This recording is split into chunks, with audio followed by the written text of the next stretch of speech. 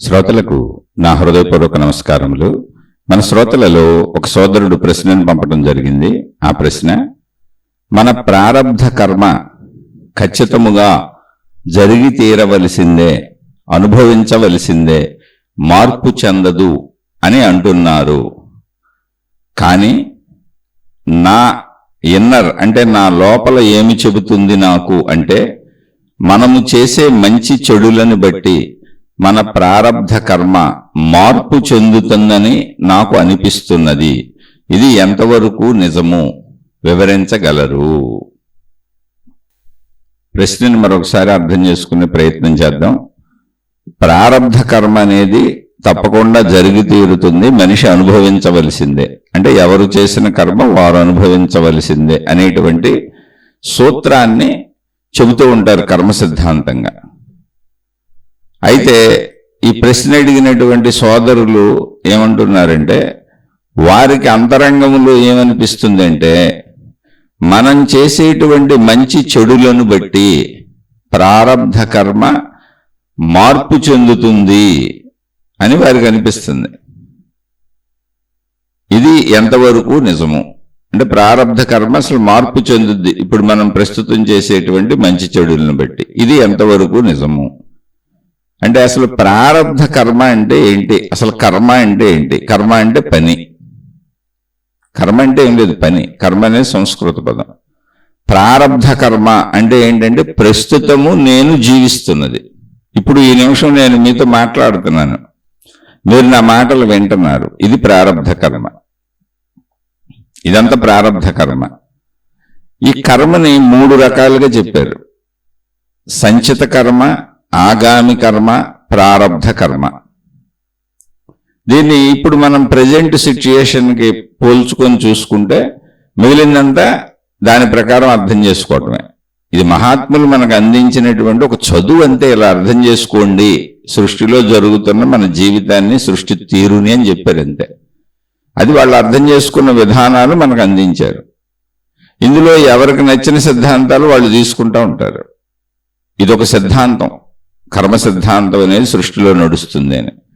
ఇప్పుడు కర్మ అంటే అసలు పని. సృష్టి అంటేనే కార్యము జరుగుతున్నది. సృష్టి అంటే కార్యం జరుగుతుంది. ఒక చెట్టు ఉంది అనుకోండి, జీవిస్తుంది అంటే కర్మ జరుగుతుంది, కదలిక ఉంది. కదలిక అంతా కర్మే. అలా సృష్టి మొత్తం నిరంతర కదలిక ఉంది. మనం ఉంటున్న భూగోళమే తన చుట్టూ తాను తిరుగుతుంది. ఆకాశంలో ఉన్నటువంటి గ్రహాలు, గోళాలు, నక్షత్రాలు అన్నీ కూడా కదలికలు కలిగి ఉన్నాయి. మనకలా జడ పదార్థములుగా అనిపిస్తూ ఉండవచ్చు. అది మానవ శరీర నిర్మాణానికి కొన్ని జడ పదార్థాలుగా కదలనట్టుగా, జీవము చైతన్యము లేనట్టుగా మనం భావించుకుంటున్నాం. అది మన భావన. కానీ అవి జీవము చైతన్యము కలిగి ఉన్నాయి. మనకు ఊరికనే అలా అనిపిస్తున్నది అంతే. మనం చైతన్యత అంటే మనలాంటి మనుషుల్ని, మనలాంటి కదలికలు ఉన్నటువంటి జంతువుల్ని, కదులుతున్నాయి కాబట్టి మనం చైతన్యము కదలికలతో, అంటే అది కూడా తీవ్ర కదలికలతో గుర్తిస్తున్నాం. అంతర్ కదలికలు మనకు తెలియదు. మొక్క ఎదుగుతున్నట్టు తెలుస్తుంది. మొక్క లోపల అసలు నిత్యం ఏం కదలికలు ఉన్నాయో మనకు తెలియదు. అది కానీ మొక్క మనిషిలా కదలలేదు, కానీ లోపల కదలికలు తెలుస్తూ ఎదుగుతుందిగా. అదే ఒక రాయి అనుకోండి, అసలు దాని లోపల కదలికలు మనకు తెలియదు. భూమి లోపల కదలికలు మనకు తెలియదు. అదంతా జడ పదార్థం అనుకున్నాం. నీటి లోపల కదలికలు మనకు తెలియదు, అందులో ఏం జరుగుతుందో మనకు తెలియదు. అందుకని వాటిని జడములుగా అంటాం మనం. జడములు చైతన్యములు అనేది మానవుడు గుర్తింపు కోసం పెట్టుకున్నటువంటి విషయమే తప్ప మొత్తం ఉన్నదంతా చైతన్యమే. అదే అనంత ఆత్మశక్తి అని మహాత్ములు చెప్పారు. సరే, ఇప్పుడు విషయం కర్మ గూర్చి కాబట్టి కదలికలు మొత్తం సృష్టి అంతా కదలికలే. ఏది కనపడుతున్నా మీకు కనపడుతున్నది అంటే ఒక ఆకాశము తప్ప అన్ని కదలికలే. వాయువు కదలికే, తేజస్సు కదలికే. అగ్ని మనకే తేజస్సు, వెలుగు వస్తుంది చూడండి, తేజస్సు కదలికే, వెలుగు కదలికే. నీరు ప్రవహిస్తూ ఉంటుంది. అయితే అది పల్లానికి ప్రవహిస్తుంది అనుకోండి, దాని జడ పదార్థం కింద తీసుకున్నాం. కానీ అది అందులో ఉన్న శక్తి మనల్ని బ్రతికిస్తుంది. అదొక చైతన్యత. నీరు కదలికే, భూమి కదలికే. అంటే అసలు భూమి అనే గోళమే తన చుట్టూ దాన్ని తిరిగిపోతుంది. అసలు గోళమే తిరుగుతుంది. అలా సృష్టిలో ఉన్న అన్ని తిరుగుతున్నాయి, కదులుతున్నాయి. కానీ కొన్ని కదలికలు మనకు తెలియదు. భూమి తిరుగుతున్నట్టు మనకు తెలియదు. నీటిలో లోపల దాని అంతర్గత చలనం తెలియదు. అలా కొన్నిటిలో చలనాలు మనకు తెలియని వాటిని జడములు అని పేరు పెట్టాం. మనం పెట్టుకున్న పేరు అది, మనుషులు పెట్టుకున్న పేరు. కదులుతూ మనకు అనుభవంగా ఉన్న వాటిని చైతన్యములు అన్నాం. కానీ మొత్తం ఉన్నదంతా చైతన్యమే. ఆ చైతన్యమే రెండు స్థితులుగా ఉంది, జడములుగా, చైతన్యముగా. సరే, మనం మాట్లాడుకుంటుంది మన విషయంకి వచ్చినప్పుడు కర్మ సిద్ధాంతం ఉన్నది అని ప్రతిపాదించారు మహాత్ములు. ఎందుకని అంటే మనుషులలో కర్మ సిద్ధాంత ప్రతిపాదనకి కారణం ఏంటి అసలంటే, మనుషులలో కనపడుతున్నటువంటి విభిన్న రీతులు, ఆర్థిక పరంగా కావచ్చు, ఆయుపరంగా కావచ్చు, శరీరపరంగా కావచ్చు, మానసిక పరంగా కావచ్చు, కుటుంబ పరంగా కావచ్చు, సామాజిక పరంగా కావచ్చు, ఏ విధములుగా చూసినా మనుషులు రూపురేఖలన్నీ వేరువేరుగా రకరకాలుగా ఉన్నాయి. మనుషులు భావించుకునే భావనల సుఖదుఖాలన్నీ అన్ని వేరువేరుగా ఉన్నాయి. ఇక్కడ మళ్ళీ క్లియర్గా ఈ వాక్యాన్ని వినండి. మనుషులు భావించుకునే భావన సుఖదుఖాలన్నీ రకరకాలుగా వేరువేరుగా ఉన్నాయి. అంటే సుఖదుఖములు నేను అనుభవిస్తున్నాను అనేది మనిషి భావన మాత్రమే. ఆ భావన కనుకనే ఒకరికి సుఖకరమైన విషయము అదే విషయము ఇంకొకరికి దుఃఖకరమై ఉంటుంది. ఒకరికి దుఃఖకరమైన విషయం అదే విషయం ఇంకొకరికి సుఖకరమై ఉంటుంది. విషయములో సుఖదుఖములు ఉంటే, విషయములో కష్ట నష్టములు ఉంటే, విషయములో లాభ నష్టములు ఉంటే, విషయములో బాధలు సుఖాలు ఉండుంటే, ఆ విషయము, ఆ పదార్థము, లేదా ఆ మనిషి, ఆ వస్తువు, ఆ ప్రదేశము ఏదైనా కానీ అందరికీ ఒకేలా బాధను కలిగించాలి, అందరికీ ఒకేలా సుఖాన్ని కలిగించాలి. అలా లేదు. మనిషి భావనను బట్టి సుఖము దుఃఖము భావించుకుంటున్నాడు. ఇది మెయిన్ పాయింట్ ఇక్కడ కర్మ సిద్ధాంతంలో. సుఖదుఖములు భావనా రూపములు. ఒకరికి సుఖమైనది ఇంకొకరికి దుఃఖం అవ్వచ్చు, ఇంకొకరికి దుఃఖమైనది ఒకరికి సుఖం అవ్వచ్చు. ఒకరి బాధ ఇంకొకరికి ఆనందం అవ్వచ్చు, ఒకరి ఆనందం ఇంకొకరికి బాధ అవ్వచ్చు. కాబట్టి ఇవి భావనలే తప్ప ఇది ప్రత్యేకముగా ఇవన్నీ దుఃఖములే అని సృష్టిలో కొన్నిటిని వేరు చేయటం, ఇవన్నీ సుఖములే అని సృష్టిలో కొన్నిటిని వేరు చేయటం అసలు ఎక్కడ కుదరదు, అసంభవమైనటువంటి పని. కాబట్టి ముందు తెలుసుకోవాల్సింది ఏంటి? కర్మ సిద్ధాంతం ఏ రీతిగా పనిచేస్తున్నది.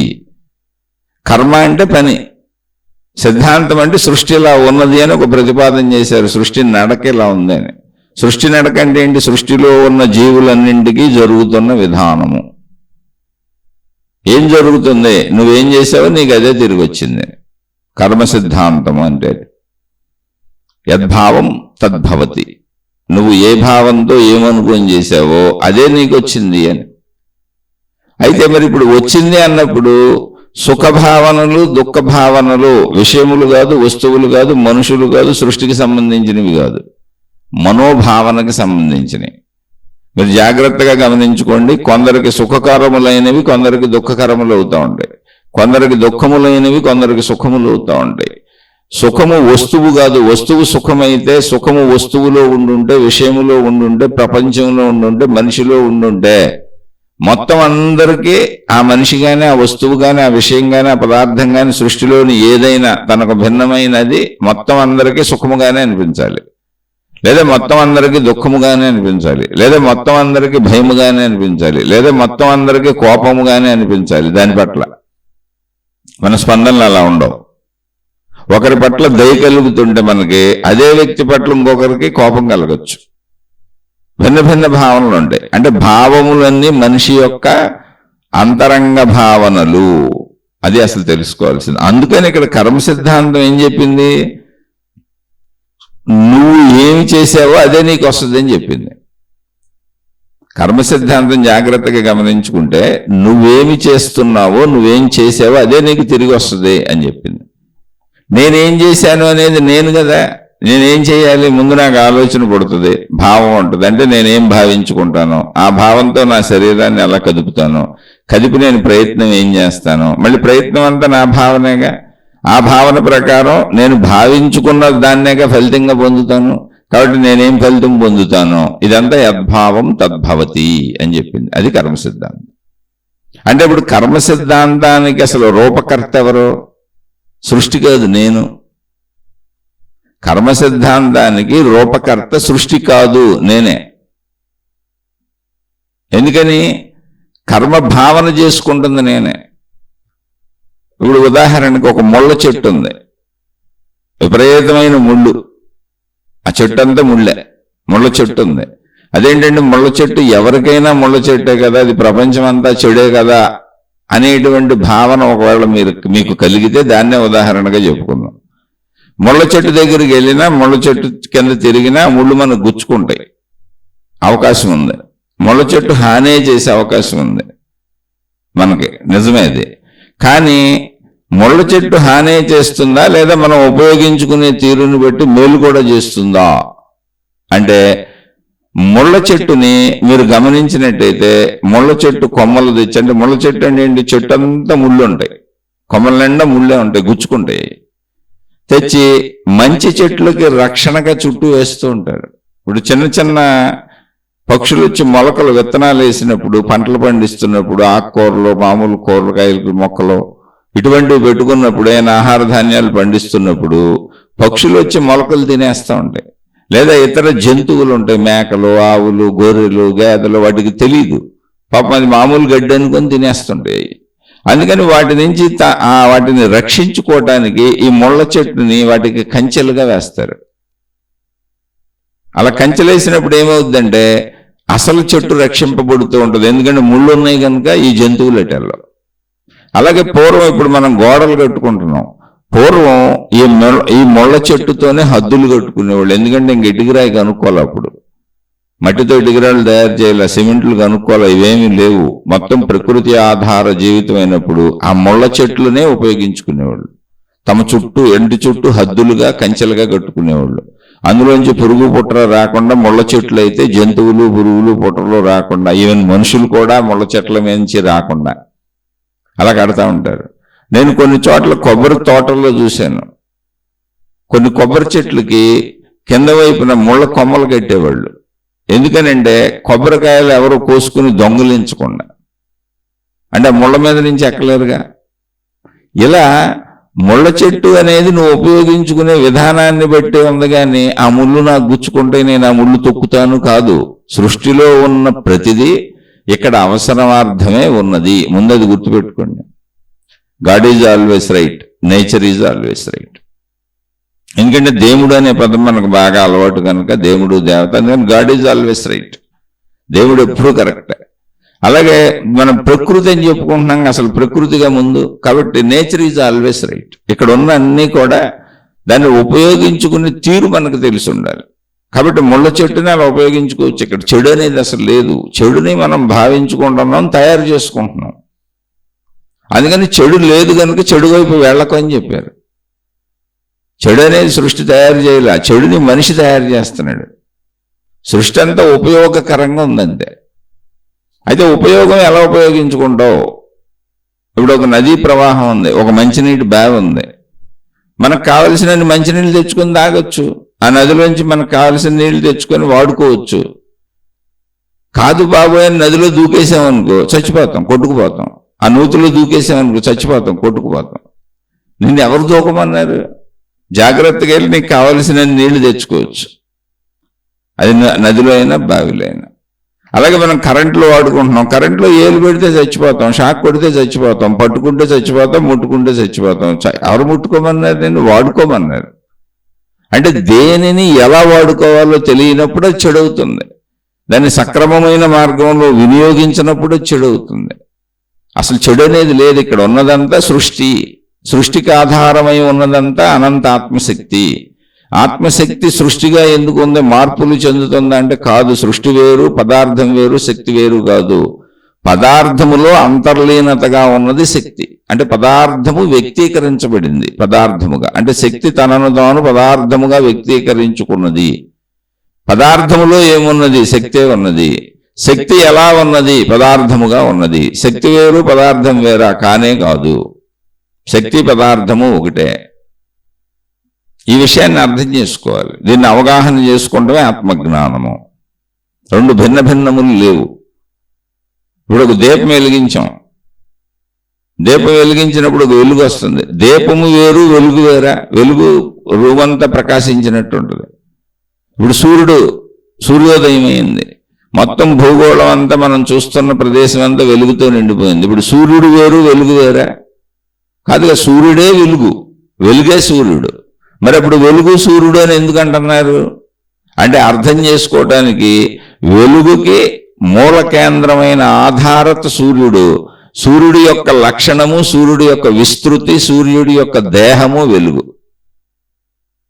మొత్తం సూర్యుడే వెలుగంతా. సూర్యప్రకాశము, ప్రకాశం వేరు సూర్యుడు వేరు కాదుగా, దీపం వేరు వెలుగు వేరు కాదుగా, అగ్ని వేరు వేడి వేరు కాదుగా. కానీ అగ్ని వేడి అని ఎందుకు చెబుతున్నాం? ఆ వేడి దాన్ని పట్టుకుంటేనే తెలుస్తుంది, దాని దగ్గరికి వెళ్ళి పట్టుకుంటే తెలుస్తుంది అగ్ని. అంటే దాని యొక్క గుణములు విశేషములు దానివే, దాని స్వరూపమే, దాని స్వభావమే. ఇప్పుడు మనం నేను అని మనం అనుకుంటున్నాం. నేను అన్నప్పుడు మన భావన ఏంటి? ఈ శరీరము. మళ్ళీ ఈ శరీరంలో విడిగా కాళ్ళు, చేతులు, కన్ను, చెవి, ముక్కులని పేర్లు పెట్టి చెబుతున్నాం, అవయవాలన్నీ. అవన్నీ వేరువేరుగా లేవుగా. సూర్యుడు నుంచి సూర్యప్రకాశం వేరుగా ఎలా లేదో, మన శరీరంలో నేను అనుకున్నటువంటి నా నేనులో శరీర భాగములన్నీ కలిసి ఏకముగా ఎలా ఉన్నాయో, అలా మొత్తం సృష్టిలోని పదార్థతత్వం మనకేం కనబడుతుందో అదంతా శక్తితో కలిసే ఉన్నది. శక్తి యొక్క, ఇప్పుడు సూర్యుడి యొక్క వెలుగు ప్రకాశమైనట్టు శక్తి యొక్క ప్రకాశము సృష్టిగా కనపడుతుంది మనకి. అందులో నేను కూడా ఉన్నాను. అంటే నా స్వస్వరూపం ఏంటి అసలు అంటే ఆత్మశక్తి. కానీ నేను మనిషిని అని వేరు భావంతో ఉన్నాను. నాకంటే వేరుగా మనుషులు బోల్డు మంది ఉన్నారని అనుకుంటున్నాను. ఆ అనుకుంటున్న భావన నుంచి సత్యభావనకు చేసే ప్రయాణమే, అంటే సత్యాన్ని తెలుసుకోవటమే మోక్షము, ఆత్మసాక్షాత్కారము. అదే బ్రహ్మ విద్య, ఆత్మ విద్య, అదే ఆధ్యాత్మికత, అదే ఆధ్యాత్మిక చదువు. అందుకని ఇదంతా వ్యక్తిగతము. ఇక్కడ సృష్టి అనగానే కర్మ జరిగింది అసలు. అంటే సృష్టి అనగానే చైతన్యవంతమైన ఆత్మశక్తి తనను తాను వ్యక్తపరుచుకొనుట అనేటువంటి కర్మ జరిగింది. ఆ వ్యక్తపరుచుకోవడంలో ఏర్పడినవన్నీ అసలు మొట్టమొదటి కర్మతోనే మొదలైనవి. చైతన్యత అనే కర్మ కదలిక ఉంది అక్కడ. వ్యక్తపరచబడినవన్నీ కదులుతున్నాయి మళ్ళీ. సరే, అది సృష్టి మొత్తం. మనకు వాటి అనుభవం లేదు. ఇప్పుడు మనం ఒక పరిమిత మనిషిగా మాట్లాడుకుంటున్నాం కాబట్టి అసలు మన కదలిక ముందు మన ప్రారంధం ఏంటి అంటే, ఇప్పుడు నేను ఈ శరీరము అనుకుంటున్నాను, ఇది నా ప్రారంధం. నేను అసలు ఇప్పుడు నేను శరీరమని భావించుకుంటున్నా. ఫస్ట్ నేను ఈ శరీరము, ఈ మనిషిని, ఇక్కడ పుట్టాను, నేను ఇక్కడ పెరుగుతున్నాను, వీళ్ళంతా నా వాళ్ళు, నేను నాది నా వాళ్ళు అన్న ప్రస్తుత నా భావన ఏదుందో ఇది నా ప్రారంధము. మొట్టమొదటి ప్రారంధం ఇది అసలు. ఇది ప్రారంధము. ఇప్పుడు అనుభవిస్తున్నాను నేను. ఇప్పుడు నాకున్న అనుభవించే భావన ఇదే. ఈ శరీరము నేను నాది నా వాళ్ళు, ఇప్పుడు నేనున్న ఇల్లు, నా కుటుంబ సభ్యులు, ఇదంతా ప్రారంధము. ఇది ఎక్కడి నుంచి వచ్చింది? ఈ ప్రారంధం అనేది అసలు ఎలా తయారైంది? ఈ శరీరం అంటే సంచితము. అంటే కర్మలు 3 రకాలు చెప్పారు. సంచిత కర్మ, ఆగామి కర్మ, ప్రారంధ కర్మ. సంచితము అంటే మనం చేసిన కర్మ ఫలితాలన్నీ ఉన్నవి, స్టాక్ ఉన్నవి అని చెప్పారు. అంటే ముందు మనిషి చేసి ఉంటే. ఇప్పుడు మనం మొట్టమొదటిగా అసలు ఈ భావనకు ప్రారంధ కర్మ అని చెప్పాం కదా. ఇప్పుడు నేను అనుకుంటున్న ఈ శరీరము, నేను అనుకుంటున్న నేను నాది నా వాళ్ళని ప్రస్తుత భావనలో, నా ఎరుకులో ఉన్న మొత్తం నా ప్రారంధం. ఇప్పుడు నేను అనుభవించేది అదే. ఈ భార్యతో, ఈ భర్తతో, ఈ తల్లిదండ్రులతో, ఈ పరిస్థితులతో, ఈ ఊళ్ళో, ఈ ప్రదేశంతో, ఈ ఇంట్లో ఈ విధముగా, ఇలా మొత్తం ఇదంతా ప్రారంధం. మొత్తం ప్రారంధం ఇదంతా ఇప్పుడు ఈ నిమిషం. దీనికి ఆధారత ఏంటి అంటే సంచితము. సంచితం ఏంటి అంటే అనంత ఆత్మశక్తి. సంచితం ఏంటంటే అనంత ఆత్మశక్తి యొక్క వ్యక్తీకరణ సృష్టిగా ఉంది. అనంత ఆత్మశక్తి సంచితము. ఆగామి అంటే ఏంటంటే ఇది సృష్టిగా పరావర్తనం చెందుతుంది. అంటే సృష్టిగా తనను తాను వ్యక్తీకరించుకుంటున్నది. సృష్టిగా తనను తాను వ్యక్తీకరించుకుంటుంది.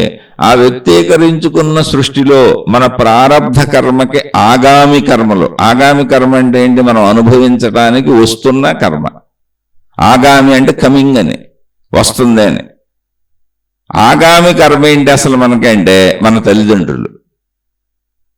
మనకు ఆగామి కర్మ మన తల్లిదండ్రులు. వాళ్ళు చేస్తున్నటువంటి క్రియ వలన నేను వచ్చాను. అంటే నేను ఇప్పుడు ఈ శరీరము ధరించి మనిషిగా ఈ ప్రారంధం అనుభవించడానికి నాకు ఆగామి కర్మ నా తల్లిదండ్రులు. మొత్తం ఈ తల్లిదండ్రులు ఈ సృష్టి అనే వ్యవస్థకే, అంటే ఎవరికైనా ఆగామి కర్మలు వాళ్ళ తల్లిదండ్రులే. చెట్టుకు చెట్టు, జంతువుకు జంతువు, అలా మొత్తం సృష్టికి సంచిత కర్మ అనంత ఆత్మశక్తి. ఆత్మశక్తి సృష్టిగా పరివర్తనం చెందటమే, సృష్టిగా తనను తాను వ్యక్తపరుచుకోవడమే ఆగామి కర్మ. అంటే సృష్టి అవుతుంది, సృష్టి ఆగామి కర్మ. మరి నా సృష్టికి కారణం ఎవరు? ఇప్పుడు నేను ప్రారంధం ఈ శరీరంతో ఇక్కడ ఉండి ఇలా అనుభవిస్తున్నా కదా, మరి దీనికి కారణం ఎవరంటే నా తల్లిదండ్రులు. నా తల్లిదండ్రులు నా ఆగామి కర్మ, అసలు నా మొట్టమొదటిదైతే. ఇలా ఒక్కొక్క స్టెప్ అర్థం చేసుకోవాలి, మధ్యలో నుంచోని కాదు. మొత్తంగా కర్మ సిద్ధాంతాన్ని అర్థం చేసుకోవాలంటే సంచిత కర్మ అసలు ఉన్నది, అది స్టాక్, అది మొత్తం అదే. ఏంటి అంటే అది అనంత ఆత్మశక్తి.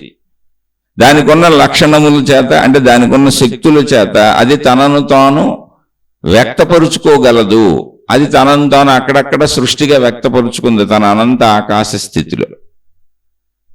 అనంత ఆకాశ స్థితి అనేది సంచితం, మొత్తం అనంత ఆత్మశక్తి బ్రహ్మము, అది సంచిత కర్మది. అంటే సంచితం, మొత్తం చైతన్యత ఉంది, వ్యాపించింది, ఉన్నదంతా ఒకటే.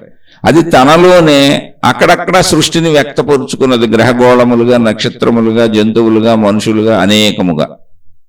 సృష్టిలో మనం దర్శిస్తున్న అనేకముగా. సృష్టి అంతా ఆగామి కర్మ.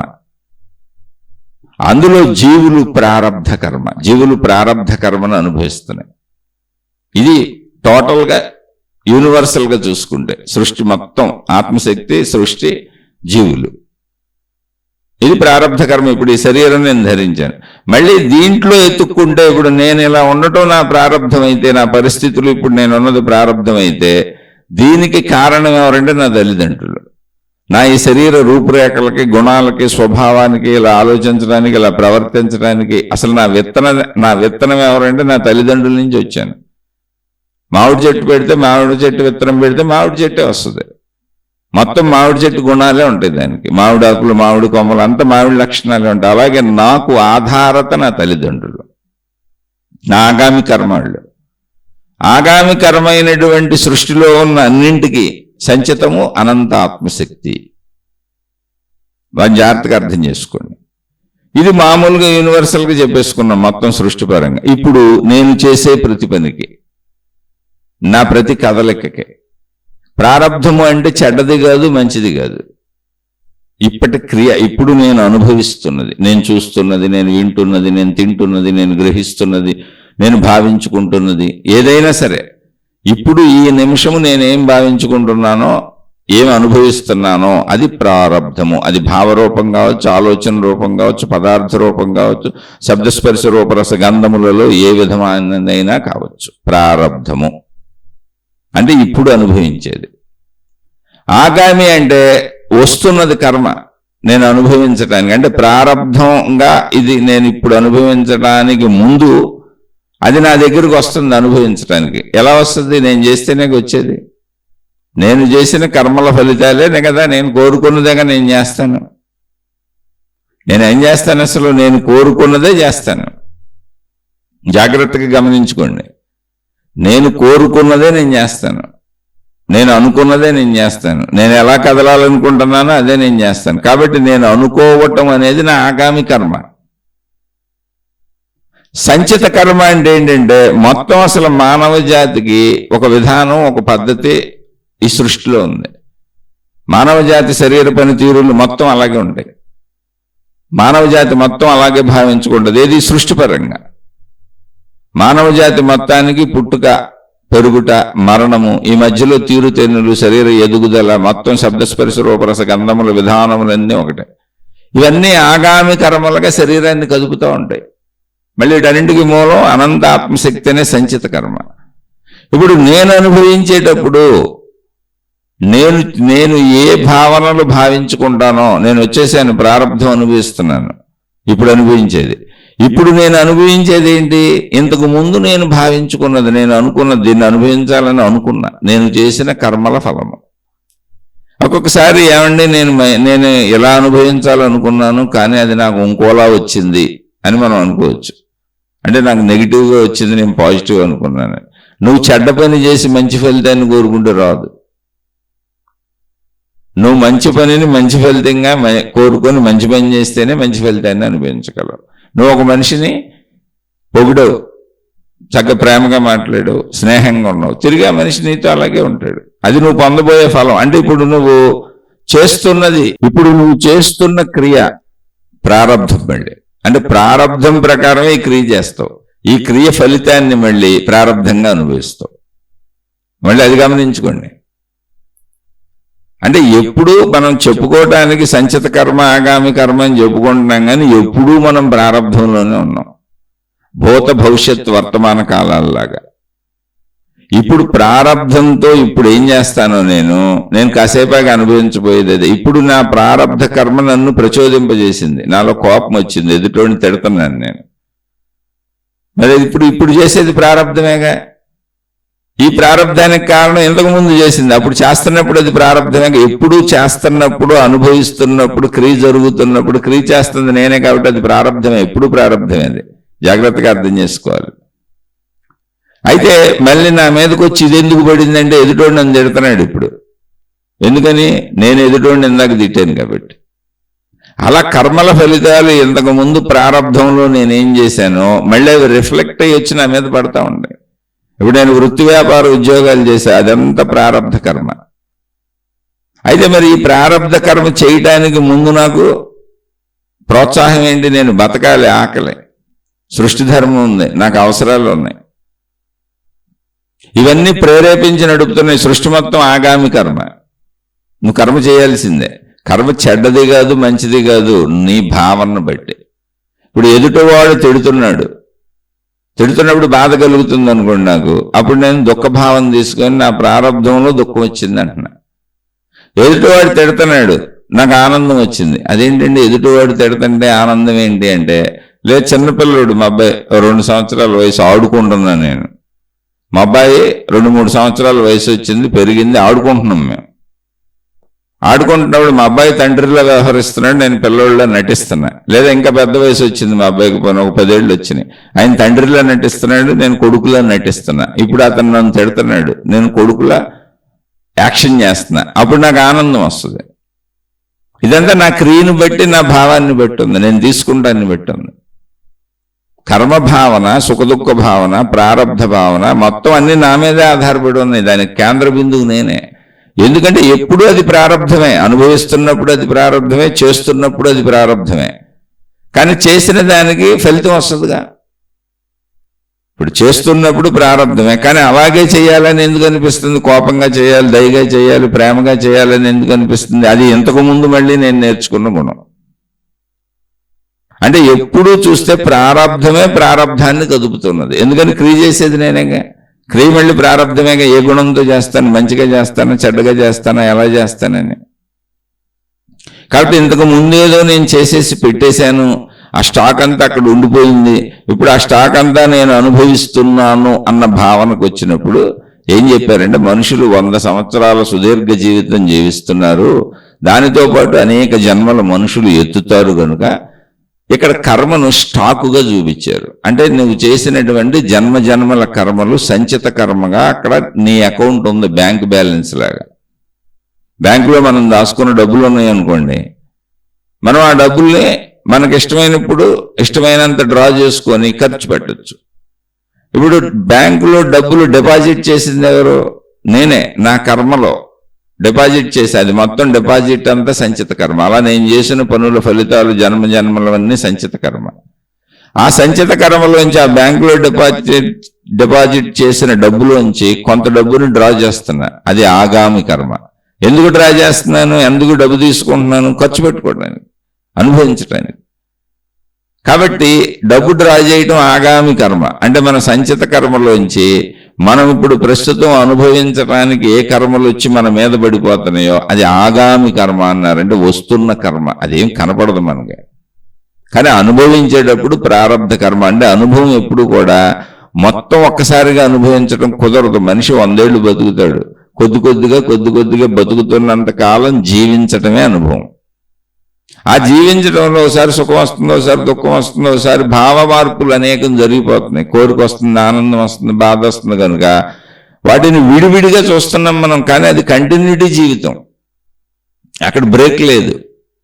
జీవితంలో అసలు ఎక్కడ బ్రేక్ లేదు. మరణమే బ్రేక్. పుట్టుక నుంచి మరణం వరకు జీవితంలో బ్రేక్ ఉండదు.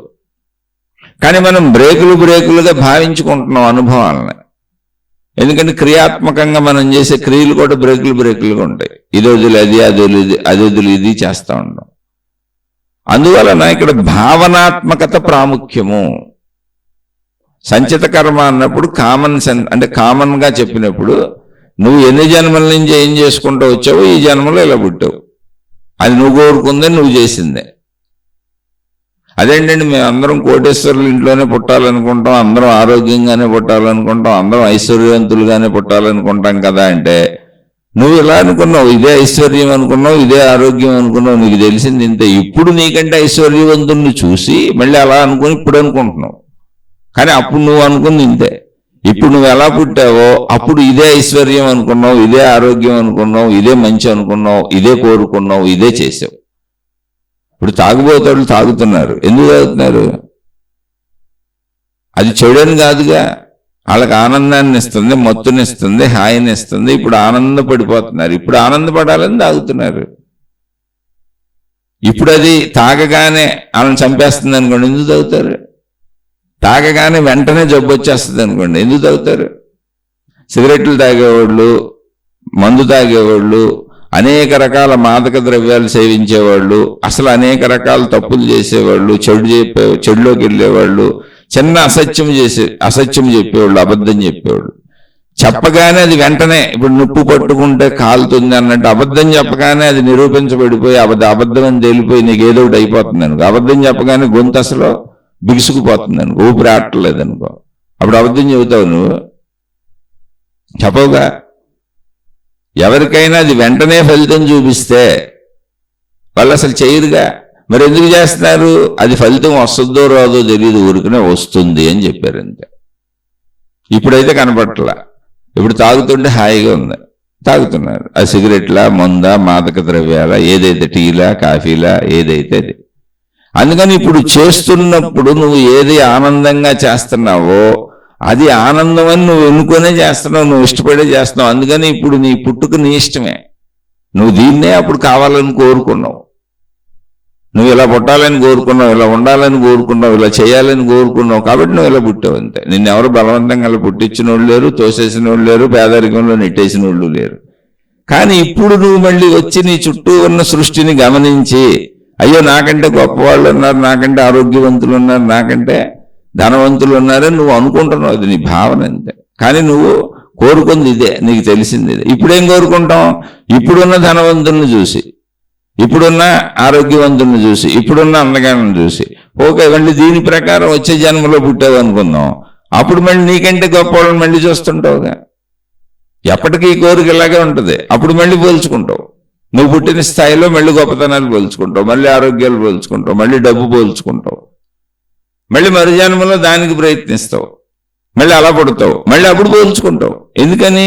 దీనికి లిమిటెడ్నెస్ లేదు. సృష్టి అనంతము. అందానికి ఒక కొలత లేదు, ఐశ్వర్యానికి ఒక కొలత లేదు, ఆరోగ్యానికి ఒక కొలత లేదు, నీ జీవన విధానానికి ఒక కొలత లేదు, దేనికి నిర్ధారించి కొలత లేదు, సుఖదుఖములు దేనికి కొలత లేదు, భావాలు దేనికి కొలత లేదు. సృష్టి సర్వవ్యాపకము, అనంతము. నువ్వు ఇప్పుడు కొలుచుకునేది కేవలం నీ భావన. ఎవరికి వాళ్ళు కొలతలు వేసుకుంటుందంతా, నేను సుఖపడుతున్నాను, నేను దుఃఖపడుతున్నాను, నేను ఆనందపడుతున్నాను, ఎంత సంపాదించాను, అంత సంపాదించాను, నేను పేదవాడిని, నేను గొప్పవాడిని, నేను అహంకారం, నాకు అంత హోదా ఉంది, ఎంత పవర్ ఉందని అహంకారాలు, లేదా నాకు అసలు ఏమీ లేదు, పేదరికంలో కొట్టుకు చచ్చిపోతున్నా, ఇదంతా నీ భావనలో భావనాత్మకత. అదే ఆ భావనాత్మకతే నీ కర్మ సిద్ధాంతమే కూర్చుంది. నీ భావమే నీ కర్మ. యద్భావం తద్భవతి. నువ్వేమనుకుంటే అదే. కాబట్టి ఇక్కడ సోదరుడు అన్నట్టు అసలు మనకి కర్మను 3 రకాలుగా చెప్పారని చెప్పాను. కర్మ అంటే పని, సంచిత కర్మ, ఆగామి కర్మ, ప్రారబ్ధ కర్మ. సంచిత కర్మ అంటే గతములో మనం చేసేసినటువంటి పనుల యొక్క ఫలితములు అనుభవించకుండా ఉన్నటువంటి స్టాకు. నువ్వు ఎన్ని జన్మల నుంచి ఏం చేసుకుంటా వచ్చావో అందులో అనుభవించేసినవన్నీ అయిపోయినాయి ప్రారబ్ధ కర్మలుగా. అనుభవించకుండా ఉన్నటువంటి స్టాకు. ఆ స్టాకులోంచి నీ వైపు ఇప్పుడు అనుభవానికి వస్తున్నప్పుడు మధ్యలో దాని పేరు ఆగామి కర్మ. అదేం కనపడదు మనకి. నువ్వు అనుభవిస్తున్నప్పుడు సంచిత కర్మ అన్నారు. అంటే ఇది ఎందుకు అనుభవిస్తున్నప్పుడు ప్రారంధ కర్మ అన్నారు. ఇది ఎందుకు చెప్పారంటే చాలా మంది ఏమనుకుంటారంటే సుదీర్ఘ జీవితం అంది, 100 ఏళ్ల జీవితం, చిన్నప్పటి నుంచి బతుకుతా వచ్చి ఎప్పుడో 70లో హఠాత్తుగా గుండెపోటు వచ్చింది, డాక్టర్ దగ్గరికి వెళ్ళాం, నొప్పి వచ్చింది, గుండె స్ట్రోక్ వచ్చిందండి, జాగ్రత్తగా ఉండాలని.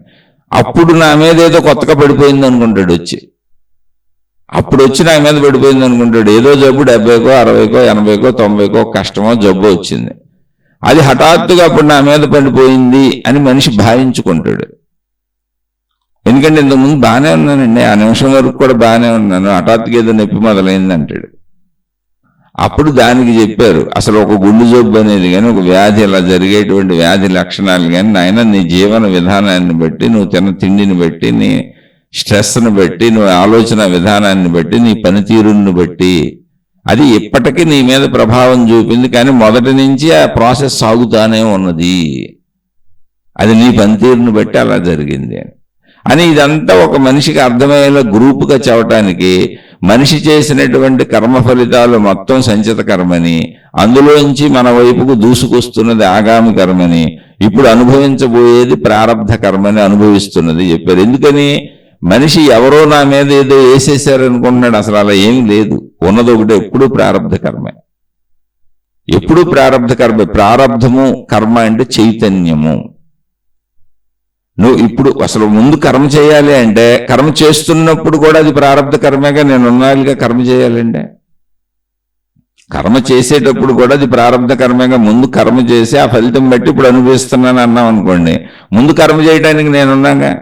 ఆ కర్మ చెడుగా చేయాలా మంచిగా చేయాలని బుద్ధి నాలో ఉందిగా, ఆ గుణం నాలో ఉందిగా, ఆ స్వభావం నాలో ఉందిగా, దాన్ని బట్టిగా నేను మంచి చేస్తే మంచి ఫలితం, చెడు చేస్తే చెడు ఫలితం వస్తుంది.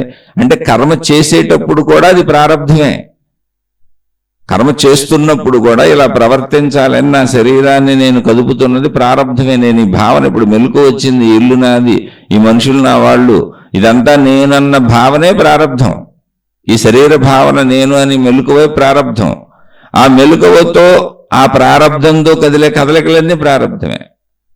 ఇప్పుడు నేను లేవగానే నా భార్యతో కొంచెం కాఫీ పెట్టు అని ప్రేమగా మాట్లాడి మంచిగా మాట్లాడాను అనుకో, కాఫీ అనేటువంటిది వస్తుంది, తాగుతాను. లేవగానే గంతులేసేసి అరిసేసి తిట్టేసి కేకలేసారు అనుకో, తత్ఫలితంగా వాళ్ళ రియాక్షన్ మళ్ళీ వాళ్ళు బాధపడింది తిరిగి నాకు చూపిస్తారు. తిరిగి నాకు చూపించినప్పుడు ఆ ఫలితం ఎవరిదే? నాదే. ఇప్పుడు తిరిగి చూపించినప్పుడు నేను అనుభవించేది ప్రారబ్ధం కాదు, నేను అరిసింది కూడా ప్రారబ్ధమే, నా కోపం కూడా ప్రారబ్ధమే, నేను కేకలేసింది కూడా ప్రారబ్ధమే. మీరు గమనిస్తే ఉన్నదంతా ప్రారబ్ధమే. అసలు సంచితము ఆగామి అని ఊహించుకుంటున్న భావించుకుంటున్న వాళ్ళకి చెప్పారు, ఏదో వచ్చి నా మీద పడిపోయిందని. లేదా అసలు నేను ఈ మనిషిగా ఎందుకు పుట్టాను, నేను ఎందుకు పుట్టుంటాను అన్న వాళ్ళకి చెప్పారు, నీకు కిందటి జన్మలో ఏయో ఉండి ఉంటాయని. కిందటి జన్మలో ఏయో ఉండి ప్రారంభం అయితే మళ్ళీ అప్పుడు ఎందుకు పుట్టావు ఆ జన్మలో, అంతకుముందు జన్మ, అప్పుడు ఎందుకు పుట్టావు ఆ జన్మలో, అంతకుముందు జన్మ, అప్పుడు ఎందుకు పుట్టావు ఆ జన్మలో, అంతకుముందు జన్మ. అంటే ఇలా మొత్తంగా వెళ్ళిపోయి ఆత్మశక్తి దగ్గర ఆగుతాం. అప్పుడు మూలం ఏమైంది? ఆత్మశక్తి అయింది. అంటే ఆత్మశక్తి సంచిత కర్మ అయింది. సృష్టిగా మాత్రం పరివర్తనం అంటే సృష్టిగా వ్యక్తపరుచుకోవటం ఆగామి కర్మ అయింది. జీవుడుగా నేను బ్రతకటమే ప్రారబ్ధ కర్మ అయింది. మళ్ళీ ప్రారబ్ధ కర్మలో చెడు మంచి అని ఊరికి నీకు అర్థం అవడానికి చెప్పబడినవే తప్ప ఎప్పుడూ ప్రారబ్ధమే ఉంది. ఇప్పుడు నీ ప్రారబ్ధం నీ చేతిలో ఉంది.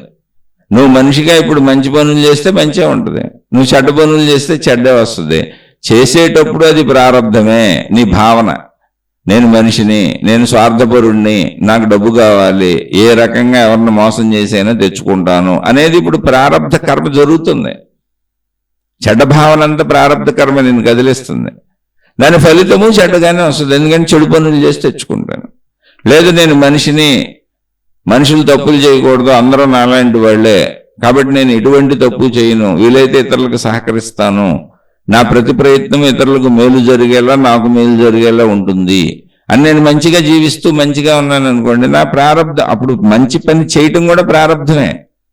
ఇప్పుడు చేస్తే వచ్చే ఫలితము అనుకోవటం కాదు, చేస్తే వచ్చే ఫలితము ఎదుటి నుంచి వచ్చేది. నేను ఇప్పుడు ఆ మాట్లాడాను, మంచి పని చేశాను, మంచి ఫలితం వచ్చింది, అనుభవిస్తున్నాను.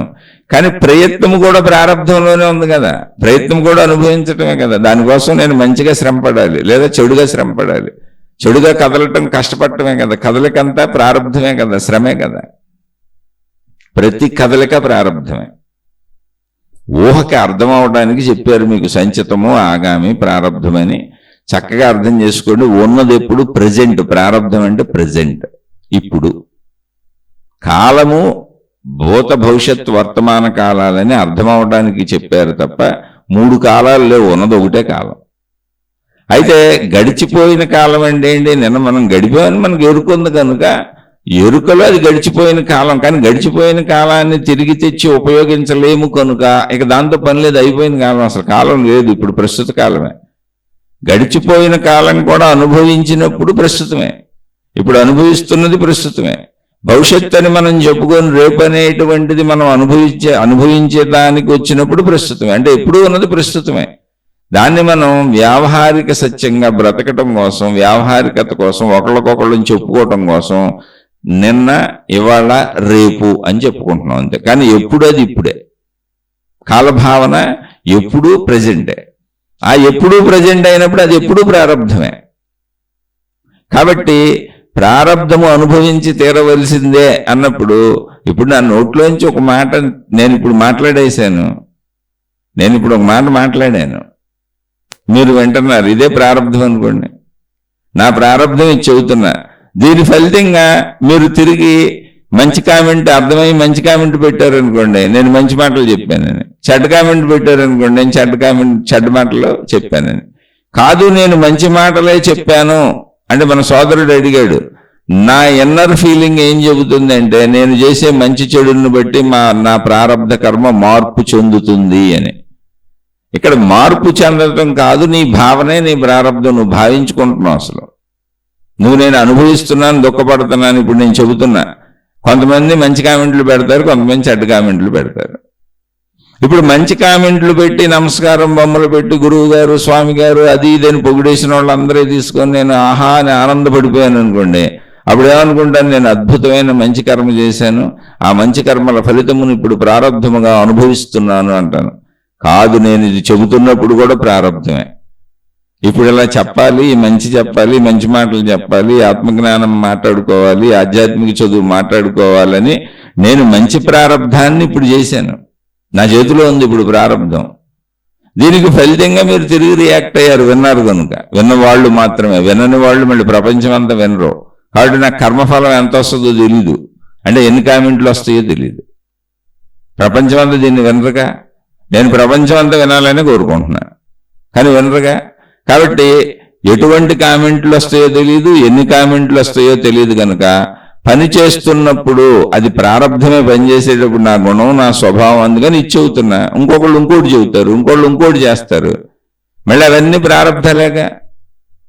ప్రారంధమే ప్రారంధాన్ని తెస్తుంది. ఎప్పుడు గుర్తుపెట్టుకోండి, ఎవరు చేసిన కర్మ వారు అనుభవించక తప్పదు. అంటే ప్రారంధంతోనే కర్మ చేస్తాం.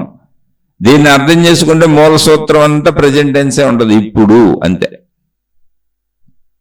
ఇప్పుడు నేను ప్రపంచం అంతా వినాలనుకొని చెబుతున్నా ఉదాహరణకి, కానీ ప్రపంచం అంతా వినరుగా. కాబట్టి నాకు దుఃఖం కలుగుద్ది, అయ్యో 10 మందే కామెంట్ పెట్టారు అని దుఃఖాన్ని తెచ్చుకున్నాను అనుకో. అప్పుడు నేనేమనుకుంటాను, చచ్చా నేను ఎంత కర్మ చేసినా నా ప్రారంభం ఏంటో, నా దరిద్రం ఏంటో, ఎంతో మందికి పెద్ద పెద్ద గురువులుగా, మహాత్ములుగా గుర్తింపు వచ్చేస్తుంది. వాళ్ళందరినీ జనం పూజించేసుకుంటున్నారు, కోటాను కోట్ల మంది వాళ్ళని అనుసరించేస్తున్నారు, వాళ్ళకి విపరీతమైన డబ్బులు ఇచ్చేస్తున్నారు, వేల ఎకరాలు ఆశ్రమాలు, మఠాలు, పీఠాలు పెట్టేస్తున్నారు. నాకేంటి 10 మంది కూడా నా వెనక రావట్లేదు అని నేను దుఃఖపడేది నా ప్రారంభం అనుకోవచ్చు. నేను అద్భుతమైన ఆత్మజ్ఞానాన్ని చెప్పేస్తున్నాను, కానీ నన్ను ఎవరు గుర్తించటం లేదు. నాకయ్యో గత జన్మ శాపాలు ఉన్నాయి, పాపాలు ఉన్నాయని నేను ఊహించుకోవచ్చు. ఇది నా ఊహే కదా. ఇలా ఎవరికి వాళ్ళు భావించుకుంటున్నారు. ఇక్కడ ఇప్పుడు నేనేదో నాకు నేను మంచి చెప్పుకోవటం కోసం, నేను కాసేపు సత్కాలక్షేపం కోసం ఇందులో సాగుతున్నా. ఏదో వినేవాళ్ళు నాకు సహాయపడుతున్నారు. మీరు విని ప్రశ్నలు అయిపోతే నేను ఎవరికి చెప్పను, గోడలకు చెప్పుకుంటూ పిచ్చోడిని అంటారు. మీరు ఇన్ని రకాల ప్రశ్నలు అయిపోతే అసలు ఇన్ని రకాలుగా ఆలోచించాలి, ఇన్ని భావాలు నాలో నాకు చెప్పుకోవాలని నాకు ఎలా తెలుస్తుంది? తెలియదు కదా. నాకు తెలిసిందే నేను చెప్పుకుంటా, లేదా ఈ పుస్తకాలు చదువుకుంటా. మీరు ఇన్ని రకాల ప్రశ్నలు వేయటం వలన నాకు అనేక రకాలుగా దాన్ని ఆలోచించి దాన్ని భావించుకొని మీకు చెబుతూ నేను వింటూ ఆ భావనలో ఉండేటువంటి అవకాశం సాధన కుదిరింది. కాబట్టి ఇప్పుడు నేను దీన్ని నేను చేస్తున్నటువంటి మళ్ళీ నేను చేస్తున్నటువంటి క్రియకి నాకు తిరిగి వచ్చిన మంచిగా భావించుకోవచ్చు. అప్పుడు అది నా భావన మంచి నాకు సాధన అవుతుంది. ఈ మంచిలో ఎవరో నలుగురు మాకు అర్థమవుతుందండి మీరు చక్కగా చెప్పండి అని 4 నమస్కారం బొమ్మలు పెట్టారు, తృప్తి కలిగింది. పోన్లే నలుగురికి అర్థమవుతుంది, నా ఒక్కడికని నేను చేసుకున్నా నలుగురికి మేలే చేస్తున్నాను, చెడు అయితే చేయట్లేదు అని. అది మళ్ళీ నా భావన. కాబట్టి ప్రారబ్ధాన్ని నేను ఆ ప్రారబ్ధ ఫలితాన్ని నేను ఎలా అనుభవిస్తాననేది కూడా నా భావనే. ఆ ప్రారబ్ధ అన్నప్పుడు మళ్ళీ కర్మను ఎలా చేస్తాననేది కూడా ప్రారబ్ధంలో భాగమే. ఇప్పుడు నేను ఇదే చెప్పాలనే ఉంది, బూతు కథలు చెప్పాను అనుకోండి తిడతారు, బూతులు ఇష్టమైన వాళ్ళు పొగుడుతారు. బూతు కథలు బోళ్ళు ఉన్నాయి, సోషల్ మీడియా నిండా ఉన్నాయి, అన్నీ ఉన్నాయి. ఇక్కడ బూతులు ఉన్నాయి, చెడ్డవి ఉన్నాయి, మంచివి ఉన్నాయి, అన్నీ ఉన్నాయి. నేనేం ఎందుకు చెబుతాను అనేది నా స్వభావము. నా స్వభావం అంటే ఏంటి? మళ్ళీ నా ప్రారబ్ధము. ఆ ప్రారబ్ధాన్ని బట్టి క్రియ కూడా ఉంటుంది. అంటే ఎప్పుడు ఉన్నది ప్రారబ్ధమే, ఎప్పుడు ఉన్నది ప్రజెంట్. అందుకని చెబుతున్నా ఎప్పుడు ఉన్నది ఇప్పుడే. అక్కడ నా భావన నాకు సుఖ దుఃఖాలను ఇస్తూ ఉండదు. ఇప్పుడు నాకు చెడ్డ కామెంట్లు అంటే నెగిటివ్ కామెంట్లు పెట్టి నన్ను తిడతా ఉంటారు కొంతమంది, వస్తారు అప్పుడప్పుడు ఆళ్ళు తగులుతూ ఉంటారు. ఇప్పుడు అయ్యో నేను ఇంత మంచి పని చేస్తుంటే నన్ను తిడుతున్నారే, నేను ప్రజలకు ఇంత మేలు చేస్తుంటే నన్ను తిడుతున్నారే, నేను ప్రజలను ఉద్ధరిద్దామని బయలుదేరితే నన్ను తిడుతున్నారే, ఇదేం అఘాయిత్యము, ఇలా ఉంటారా, అది ఇది అని ఇప్పుడు నేను మీకు సోది చెప్పేసి వాళ్ళతో కూడా సోది మాట్లాడేసి ఈ మంచి మాటలు మీరు గుర్తించలేరా? మీకోసం కదా నా జీవితాన్ని అంకితం చేశాను, మీకోసం కదా నా గొంతుని నేను ఇంత పోగొట్టుకుంటున్నాను, నీకోసం కదా ఇంత గంటలు చెప్పి సంవత్సరాల నుంచి నా శక్తిని వృధా చేసుకుంటున్నాను, నా కుటుంబ సభ్యులను వదిలేసి అందరినీ వదిలేసి సర్వాన్ని వదిలేసి మీకు అంకితమైపోయాను కదా, ప్రజాంకితం కదా, నన్ను నిందిస్తారా అని దుఃఖపడిపోతున్నాను అనుకోండి. అది నా భావనే, అది నా భావన. చాలా మంది ఇప్పుడు మేము దేవానికి అంకితం అయిపోయాం, మతాలకు అంకితం అయిపోయాం, ప్రజలకు అంకితం అయిపోయాం, ఇప్పుడు ఈ దేవుణ్ణి ఈ మతాన్ని అన్ని ప్రజల్లో వ్యాప్తి చేసేసి ప్రజలందరినీ ఉద్ధరించేస్తామని బయలుదేరిన వాళ్ళందరూ వాళ్ళ భావన. ప్రజలు అసలు ఎవరిని అడిగారు? మీరు అడిగి చూడండి, ఒక్క ప్రజలు ఎవరైనా సరే ఒక్కడన్నా అడిగాడా మీరు గురువులుగా రండి, మహాత్ములుగా రండి, మమ్మల్ని ఉద్ధరించండి, మతాలు పెట్టండి అని?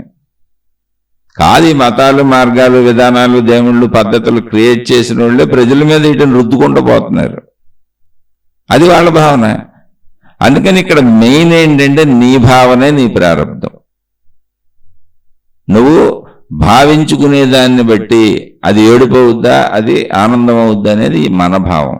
అలాగే భావంలో అనుభవించటానికి ముందు చేసే క్రియ కూడా ప్రారంధమే. ఆ క్రియను అలాగే ఎందుకు చేయాలి? ఇప్పుడు నేను లేవగానే మా ఆవిడని ఎందుకు తిట్టాలి? పొగడొచ్చుగా, ప్రేమగా ఉండొచ్చుగా, నా కుటుంబ సభ్యులతో మంచిగా ఉండొచ్చుగా, అప్పుడు తిరిగి నాతో మంచిగా ఉంటారుగా, అందరితో మంచిగా ఉండొచ్చుగా. మంచిగా ఉండలేక చెడుగా ఎందుకుంటున్నాను అంటే చెడు అనేది నాలో నేను ఏర్పరచుకున్న ఆల్రెడీ నా ప్రారంభం. అది అలా చెడుగా ప్రవర్తించడం వలన, చెడుని లోపల నేను వేసుకోవటం వలన, ఆల్రెడీ చెడు నాలో ఉండటం వలన మళ్ళీ చెడు కర్మలే చేస్తున్నా. అంటే ఎప్పుడూ ప్రారంధమే. అది ప్రారంధాన్ని చేస్తుంది. కాకపోతే మనుషులు పరిమిత భావనలో విడివిడిగా చిన్నగా పనులు చేసుకుంటూ వేరువేరు భావనలతో ఉంటూ అన్ని వేరువేరుగా అనుభవిస్తూ ఏదో నా మీద వచ్చి పడిపోయిందని అనుకుంటున్నారు. కాబట్టి మొత్తంగా అనంత ఆత్మశక్తి, మొత్తంగా సృష్టి ఆలోచన, మొత్తంగా విశాలమైన భావాలు, మొత్తంగా జ్ఞాన అవగాహన లేదు కనుక అలా సంచితము, ఆగామి, ప్రారబ్ధము అని చెప్పారు తప్ప అసలు ఉన్నదంతా ప్రారబ్ధ కర్మే. ఆ ప్రారబ్ధమే అనంత ఆత్మశక్తి. మన ప్రారబ్ధం అనంత ఆత్మశక్తి, మన స్వస్వరూపం మన ప్రారబ్ధం అనంత ఆత్మశక్తి. మనం బ్రహ్మము, మన ప్రారబ్ధం బ్రహ్మము. అందుకే మన నీ సంపూర్ణతను నువ్వు తెలుసుకుంటే నువ్వెవరో నీకు అర్థమైపోద్ది. నువ్వెవరో నీకు అర్థమైతే ఏంటి? నువ్వు అనంతానివి, నీ ప్రారబ్ధం అనంతమే. ఇప్పుడు నేను అనంత ఆత్మశక్తిని అనుకున్నాను అనుకోండి, అది నా ప్రారబ్ధం. ఎప్పుడు ఉన్నది అక్కడ ప్రారబ్ధమే. అది మనకు తెలియదు కనుక ఒక సామాన్యుడిని నడిపించడానికి చెప్పబడిన పదాలు సంచితము, ప్రారబ్ధము, ఆగామి కర్మ, కర్మ సిద్ధాంతము. అయితే ఒక సామాన్యుడిగా ఉన్నప్పుడు నడక అలాగే నడవాలి. మన సోదరుడు అన్నదాన్ని బట్టి కర్మ ఖచ్చితంగా అనుభవించవలసిందే, లేకపోతే తప్పదో, అనుభవించక తప్పదో అని అంటున్నారు. కానీ నా ఎన్నర ఏమి చెబుతుంది అంటే మన మంచి చెడులను బట్టి ప్రారబ్ధ కర్మ మారిపోతుంది అని చెబుతున్నారు. అంటే ఖచ్చితంగా మన భావనే కర్మ అయినప్పుడు మన భావ మార్పు జరిగితే అన్ని మారిపోతాయి. అందుకే జ్ఞానాగ్ని దగ్ధ కర్మాణం అని కూడా మహాత్ములు చెప్పారు. ఇప్పుడు కర్మను అనుభవించక తప్పదని ఏ మహాత్ములు చెప్పారో అదే మహాత్ములు జ్ఞానాగ్ని దగ్ధ కర్మాణం అని చెప్పారు. ఎందుకని? కర్మ అనుభవించక తప్పదు అనేది ఎవరికి? జ్ఞానము లేని వాళ్ళకి. వాళ్ళకి అంతే తెలుసు, నేర్చుకోవట్లేళ్ళు, చదువుకోవట్లా. కాబట్టి వాళ్ళకి అది ఇది ఇలా ఎందుకు జరుగుతుంది అంటే నువ్వు చేసావు అనిపిస్తున్నావు అన్నారు, సింపుల్గా అంతే. జ్ఞానాగ్ని దగ్ధ కర్మాణం, జ్ఞానమును ఎవరు తెలుసుకుంటారో వాళ్ళ కర్మలన్నీ తగలడిపోతాయన్నారు. తగలడిపోవటం అంటే అర్థం ఏంటి? ఏమి తగలడిపోవో, జ్ఞానము నాకు తెలుసు కనుక నేను మంచి అనుకుంటే మంచి వస్తుంది, నేను చెడు అనుకుంటే చెడు జరుగుద్ది, నన్ను నేను మంచిగా ఉంచుకుంటే ఎప్పుడు మంచిలోనే ఉంటుంది. జ్ఞానము నేనే కర్తనని చెబుతుంది. అదే నిత్య ప్రారంధము. ఎప్పుడు ఉన్నది ప్రారంధమే, ఎప్పుడు ఉన్నది ప్రజెంట్ టెన్స్, ఎప్పుడు ఇప్పుడే. ఇది కర్మ సిద్ధాంతం. అందుకని సామాన్యులకు చెప్పబడిన దాన్ని లేదా అతీతమైనటువంటి విశాలత్వాన్ని కలిపేసి ఆలోచించుకోకూడదు. సామాన్యులకు చెప్పబడింది సామాన్యం అంతే. విశేషంగా చెప్పబడింది మళ్ళీ పక్కనే ఉంది జ్ఞానాగ్ని దగ్ధ కర్మాణం. జ్ఞానము ఉన్న వాళ్ళకి కర్మలు దగ్ధమైపోతాయి అన్నారు. కర్మలు దగ్ధం ఏంటి అంటే జ్ఞానం ఉన్న వాళ్ళు కర్మలు చేయరా? చేస్తారు. దగ్ధం అవడం అంటే ఏంటంటే ప్రారబ్ధ కర్మ నేను అనుభవిస్తున్నాను అన్నప్పుడు, కర్మలకు నేనే కారణమైనప్పుడు అసలు ఎవరో నా మీద పడేసేది ఏమీ లేదు, ఎవరో నన్ను బాధ పెట్టేది లేదు, ఎవరో నన్ను సుఖపెట్టేది లేదు. కర్మలన్నీ నా అధీనములో ఉన్నవి. అంటే నా అధీనంలో కర్మలు ఉన్నప్పుడు ఇంకా ఉన్నట్ట లేనట్ట? నేను చేసే కర్మలే నాకు ఫలితాలు ఇస్తున్నప్పుడు ఇష్టమైతే చేయొచ్చు, లేకపోతే ఆపేయచ్చు. అందుకని కర్మలో జ్ఞానమున్నవాడికి కర్మ లేనట్టు. ఎందుకని? తన అధీనంలోకి వచ్చేసింది కనుక. దగ్ధ కర్మాణం అంటే అది. కర్మలే నా అధీనంలో ఉండి నా ఇష్టం వచ్చినట్టు చేసుకోవచ్చు, నా ఇష్టమైతే చేయొచ్చు లేనప్పుడు కర్మ ఫలితాలు ఇంకేముంది? అసలు కర్మలే నా అధీనంలోకి వచ్చేస్తే కర్మ ఫలితాలు కూడా నా అధీనంలోనే ఉంటాయి. ఎటువంటి ఫలితం కావాలో అటువంటి కర్మ చేసుకుంటా. అప్పుడు కర్మ నన్ను ఏం చేస్తుంది? నేను కర్మకి యజమానినే కూర్చున్నా. జ్ఞానం అంటే అది. జ్ఞానాగ్ని దగ్ధ కర్మాణం. ఇది కర్మ సిద్ధాంతం. ఆ ప్రకారం మన భావనే. సుఖదుఖములన్నీ అసలు ప్రపంచంలో మంచి చెడులన్నీ మన భావనలో. యద్భావం తద్భవతి. ఆలోచించుకోండి. అర్థం కాకపోతే మళ్ళీ కొంచెం విశ్లేషించుకొని విశేషంగా ఇంకా ఎంతైనా చెప్పుకోవచ్చు దీన్ని. అయితే ఈ ప్రశ్న అడిగినటువంటి సోదరులు సంవత్సరాల నుంచి మన శీర్షికలు రెగ్యులర్గా వింటున్నారు, అనేక ప్రశ్నలు అడుగుతూ ఉంటారు. కాబట్టి అర్థమవుతుంది రెగ్యులర్గా వినేవాళ్ళకని భావించి ఇక్కడికి ఈ శీర్షికను ముగిస్తున్నాను. అర్థం కాకపోతే మళ్ళీ అడగండి, చెప్పుకునే ప్రయత్నం చేద్దాం.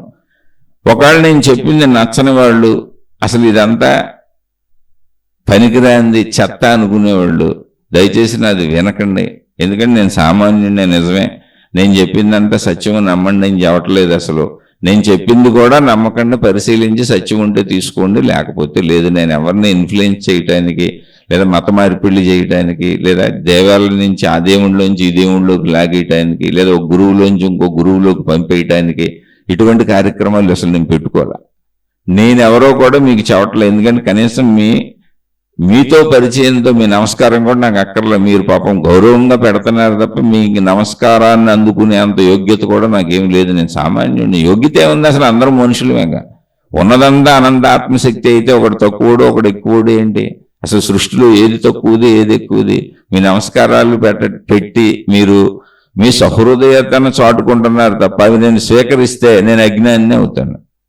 ఎందుకని ఆనందాత్మశక్తి ఒకటే అయినప్పుడు ఒకళ్ళు తక్కువ ఎవరు ఎక్కువ ఎవరు అసలు ఇక్కడ. కాబట్టి ఒకళ్ళు నచ్చకపోతే ఏదో అజ్ఞానాన్ని నన్ను వదిలేసి మీ మార్గాల్లో మీరు వెళ్ళిపోండి. అర్థమైన వాళ్ళు ఆచరించుకోండి. ఆచరించుకున్నా నాకు వచ్చింది ఏమీ లేదు. మీరు ఎవరు ఆచరించుకుంటున్నారో అసలు నేను తెలుసుకోను. కానీ ఆచరించుకుంటూ ప్రశ్నలు అడిగే వాళ్ళు అందరూ కూడా నాకు మేలు చేస్తున్నారు, నేనే మీకు తిరిగి నమస్కారం పెట్టాలి. ఒరిజినల్గా అయితే అది. ఎందుకని నాకు ఈ భావంలో ఉండటానికి కాసేపు మీరు విని దానికి స్పందించి ఒక కామెంట్ పెట్టి మళ్ళీ ఒక సందేహం అడుగుతున్నారు కాబట్టి నేను కదలటానికి అవకాశం వచ్చింది, నేను మాట్లాడటానికి అవకాశం వచ్చింది. నేను ఇలా అందులో అన్వేషించుకొని మాట్లాడుకొని ఆ భావాల్లో ఉండటానికి అవకాశం వచ్చింది. కాబట్టి నేనే మీకు సదా రుణపడి ఉంటాను. నచ్చని వాళ్ళు చక్కగా మీ దారిలో మీరు వెళ్ళిపోండి, హ్యాపీగా ఉండండి. అసలు ఇవి వినకండి. శుభమస్తు. మీకు మీ కుటుంబ సభ్యులకు మేలు చేకూరుగాక. మరలా మరొక కొత్త శీర్షికతో కలుసుకుందాం.